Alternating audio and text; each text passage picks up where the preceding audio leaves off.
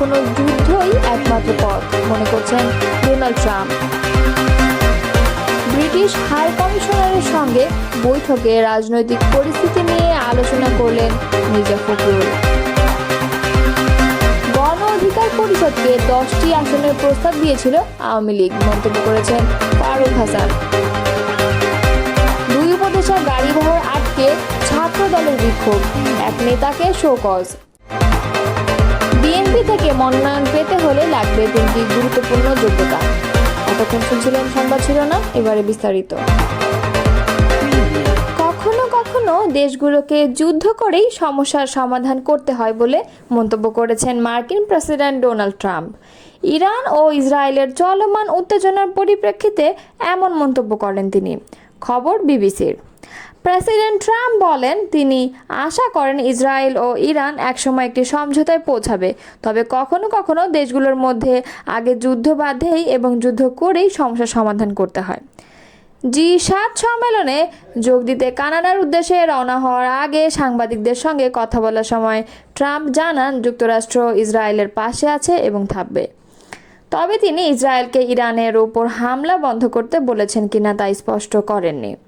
রোববার নিজস্ব social media platform truth সোশ্যালে দেওয়া এক পোস্টেও ট্রাম্প একই রকম মন্তব্য করেন। তিনি লেখেন, ইরান ও ইসরায়েলকে একটি সমঝোতায় আসতেই হবে এবং তারা আসবেই। এদিকে মার্কিন প্রেসিডেন্ট ডোনাল্ড ট্রাম্প ইরানের সর্বোচ্চ নেতা আয়াতুল্লাহ আলী খামেনিকে হত্যার একটি পরিকল্পনায় সায় দেননি বলে জানিয়েছে মার্কিন গণমাধ্যম সিবিএস। তারা বলেছে ইসরায়েলের প্রধানমন্ত্রী বেনিয়ামিন নেতানিয়াহু ওই পরিকল্পনা সামনে এনেছিলেন। 3টি সূত্র সিবিএসকে জানায়, গত শুক্রবার ইসরায়েল ইরানে হামলা চালানোর পর নেতানিয়াহু এবং ট্রাম্পের মধ্যে একটি আলোচনা হয়, যেখানে ট্রাম্প খামেনিকে হত্যা করার পরিকল্পনাকে ভালো সিদ্ধান্ত মনে করেননি। তবে ট্রাম্প এ বিষয়ে এখনও প্রকাশ্যে কিচ্ছু বলেননি।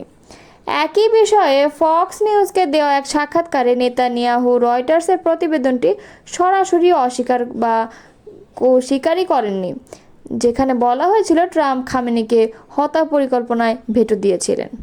বিএনপি মহাসচিব মির্জা ফখরুল ইসলাম আলমগীরের নেতৃত্বে একটি প্রতিনিধি দলের সঙ্গে বৈঠকে বসেছেন বাংলাদেশে নিযুক্ত British high commissioner Sarah Cook. সোমবার 10:30টার দিকে গুলশান চেয়ারপারসনের রাজনৈতিক কার্যালয়ে এই বৈঠকে বসেন তারা। বিএনপির প্রতিনিধি দলে উপস্থিতি আছে বিএনপি স্থায়ী কমিটি ও চেয়ারপারসন ফরেন অ্যাফেয়ার্স অ্যাডভাইজারি কমিটির সদস্য ডক্টর আব্দুল মঈন খান, বিএনপির সাংগঠনিক সম্পাদক ও চেয়ারপারসন পররাষ্ট্র নীতি বিষয়ক বিশেষ সহযোগী উপদেষ্টা কমিটি সদস্য শামা ওবায়েদ।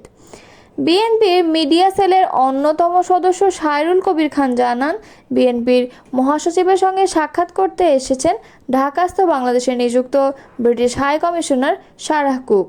আওয়ামী লীগ আমাদের 2024 সালের নির্বাচনে 10টি আসন এবং প্রতিটি আসনে 3 কোটি করে টাকা অফার করেছিল বলে মন্তব্য করেছেন গণ অধিকার পরিষদের সিনিয়র সহসভাপতি ও মুখপাত্র ফারুক হাসান।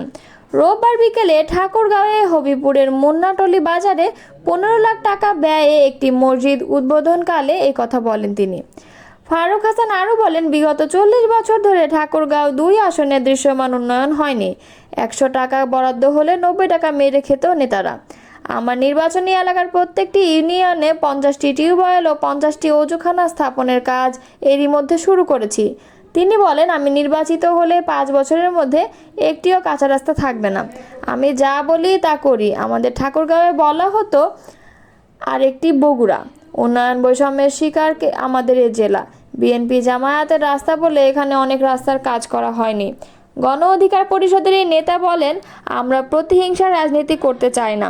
আমরা মিলেমিশে সবাইকে নিয়ে এলাকার উন্নয়নে কাজ করব। মফস্বল থেকে এখন জাতীয় রাজনীতি করছি। আপনাদের দোয়া ও ভালোবাসা থাকলে আগামীতে আপনাদের প্রতিনিধি হিসেবে জাতীয় সংসদে কথা বলবো।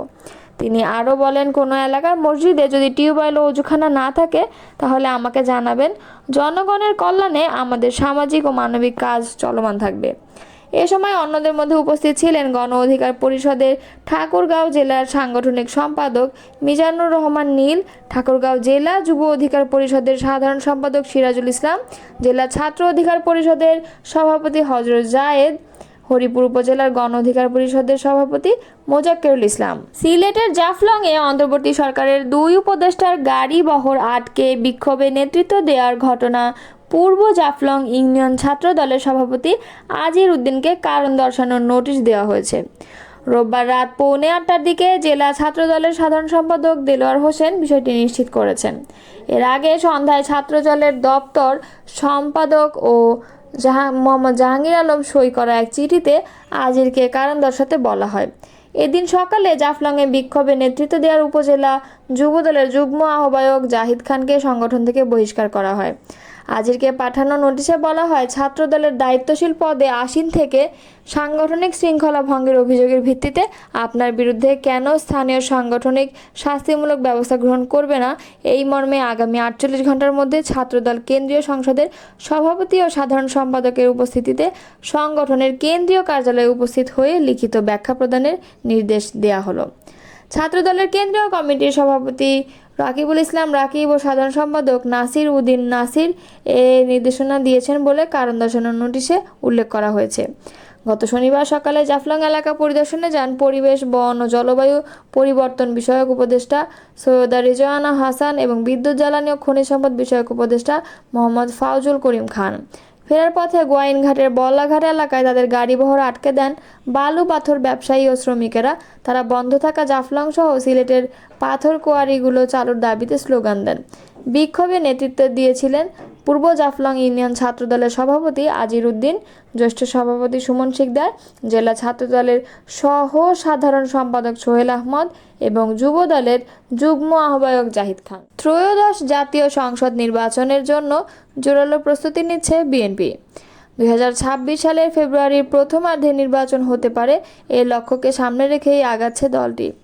প্রার্থী বাছাইয়ে দলটি সর্বোচ্চ গুরুত্ব দিচ্ছে এবং এর জন্য ইতিমধ্যে একাধিক জরিপ সম্পন্ন করেছে। লন্ডনে প্রধান উপদেষ্টা ডক্টর মোহাম্মদ ইউনূসের সঙ্গে ভারপ্রাপ্ত চেয়ারম্যান তারেক রহমানের বৈঠকে নির্বাচনের সন্তোষজনক সময় নির্ধারণের পর ভোটের প্রস্তুতি শুরু করেছে বিএনপি। এ অবস্থায় দলটির জন্য এখন বড় চ্যালেঞ্জ প্রার্থী বাছাই, কারণ 5 আগস্ট অভ্যুত্থানের পর প্রতি আসনে বিএনপি হয়ে নির্বাচন করতে আগ্রহী অসংখ্য প্রার্থী ইতিমধ্যে গণসংযোগে নেমেছে। যদিও দলটির হাইকমান্ড উপযুক্ত প্রার্থী বাছাইয়ে ইতিমধ্যে কয়েক দফা জরিপ চালিয়েছেন, এখনও জরিপ চলছে।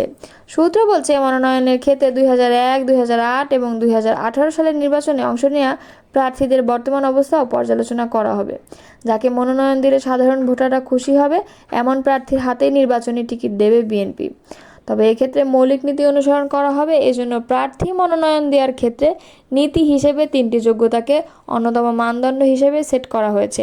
এগুলো হলো গণতন্ত্র পুনরুদ্ধারের লড়াই সংগ্রামী দেশ ও দলের যে প্রার্থী সবচেয়ে বেশি ত্যাগ স্বীকার করেছেন, দ্বিতীয়ত যিনি সততার পরীক্ষায় উত্তীর্ণ এবং এলাকার জনগণের কাছে একজন ভালো মানুষ হিসেবে পরিচিত, তৃতীয়ত ভোটের রাজনীতিতে যিনি তার নির্বাচনী এলাকায় বেশি জনপ্রিয়।